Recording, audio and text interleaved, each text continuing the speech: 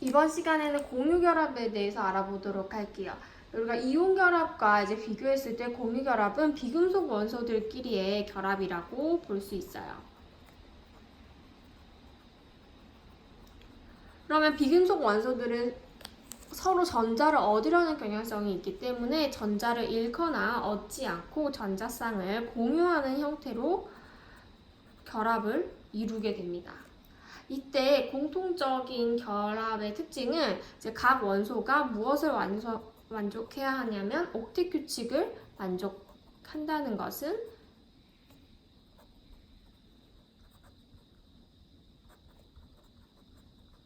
이온 결합과 공통적인 특징이라고 할 수 있어요. 그러면 네 가지 물질을 먼저 살펴볼 건데 이후에 이제 뒤에서 결합의 종류를 다 하고 난 다음에 더 다양한 분자를 다루기로 하고 오늘은 이제 네 가지 물질의 결합의 형태를 살펴보도록 할게요. 수소 같은 경우에는 원자과 전자가 몇 개씩이죠? 먼저 하나씩이죠. 그러면 수소는 헬륨의 전자 배치를 가지려고 하기 때문에 서로에게 하나씩을 공유하면 되겠죠. 그래서 이런 식으로 공유하는 전자쌍을 중앙에 그려주면 돼요. 그래서 하나이기 때문에 하나씩을 더 필요로 하고 이것을 서로에게 제공해 준다라고 볼 수 있겠죠. 자, 두 번째는 플루오린이에요. 자, 플루오린도 한번 연습을 해볼 건데 플루오린은 원자과 전자가 7개죠.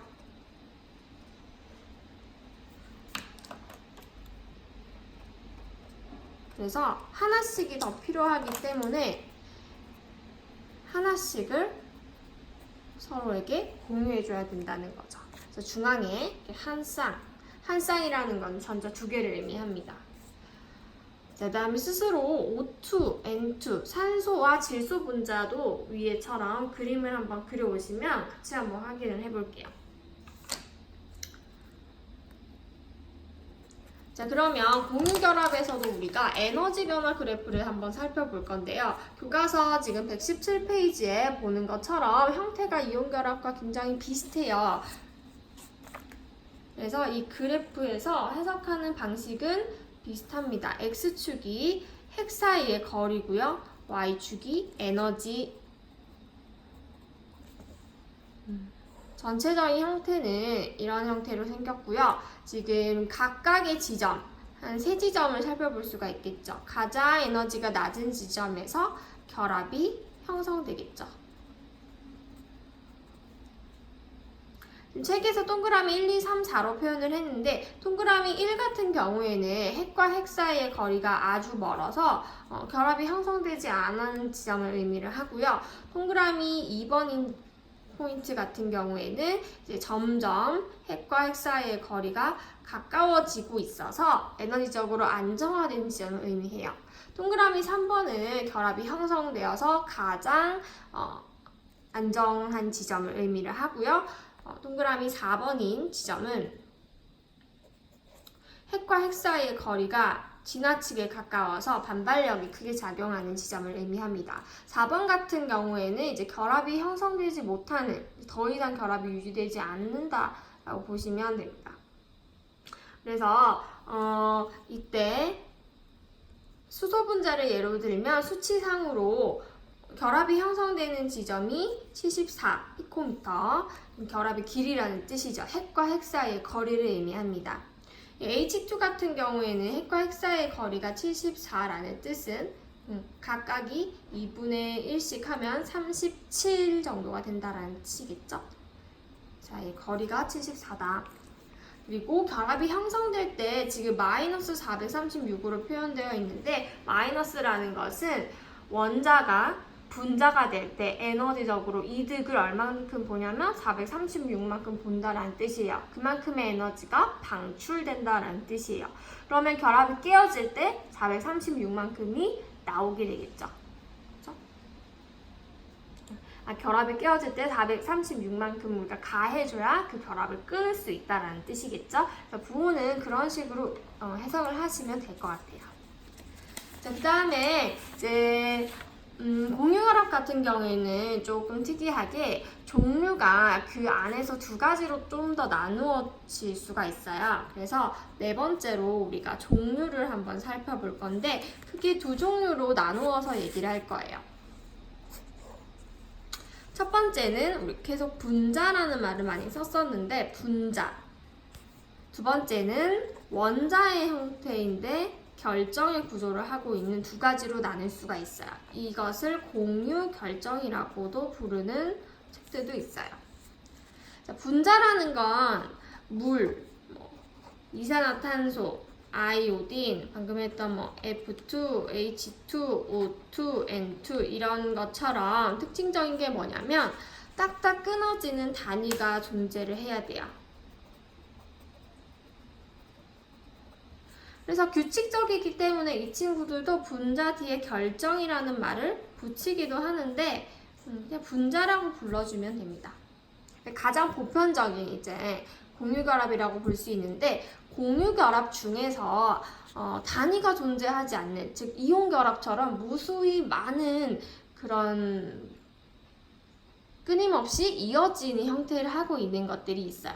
그래서 어떤 것들이 있냐면 우리 다이아몬드와 흑연과 같은 탄소로 이루어진 아이들이 대부분 원자 결정이에요. 다이아몬드 아니면 흑연 아니면 그래핀 신소재들 있죠? 플러렌, 탄소 나노튜브 등등 탄소로 이루어진 것들과 그 다음에 책에 보면 그림을 같이 보면서 살펴보면 좋겠죠? 여기 보면 석영은 SiO2라고 적지만 이게 정말 규소 하나랑 산소 두 개가 아니라 이렇게 무수히 많은 비율적으로 하나 두 개이지 이런 형태를 하고 있는 물질들을 의미를 합니다. 그래서 이런 것들의 특징은 단위가 없어요.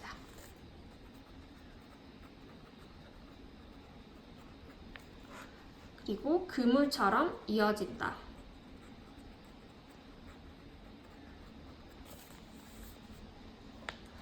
자, 마지막으로 이제 특징을 한번 살펴볼 건데요. 특징은 네 가지 우리 살펴봤었죠?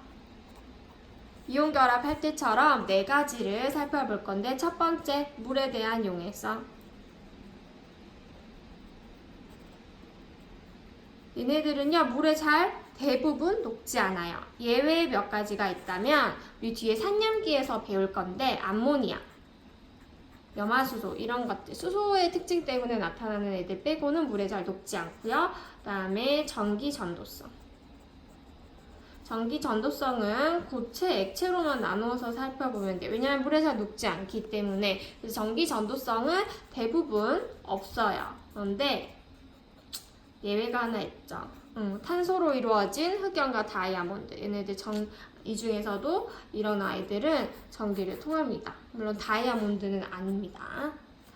세 번째, 녹는 점과 끓는 점 같은 경우에는 이제 분자 원자 결정이 조금 다른데요. 분자 같은 경우에는 대부분 상온에서 기체, 즉 굉장히 낮은 편이에요. 거의 마이너스, 지수 같은 경우에는 마이너스 196도에 해당하는 것처럼 이미 상온에서 대부분 기체 상태로 존재를 많이 해요. 그래서 잘 승화를 잘 한다라는 특징도 있고요. 반면에 원자 결정, 다이아몬드는 거의 4000도 정도가 돼야지 끊어지죠, 결합이. 그래서 원자 결정 같은 경우에는 우리가 배우는 결합들 중에서도 매우 높은 편에 속한다라고 보시면 됩니다. 마지막으로 이온결합의 특징에서는 힘을 가했을 때 부서지거나 쪼개지는 성질이 있었는데 공유결합에서는 그렇지는 않다라는 것까지 이해를 해주시면 되고요. 조금 내용이 많았는데 요런 부분들을 잘 공부해서 오시면 좋을 것 같아요.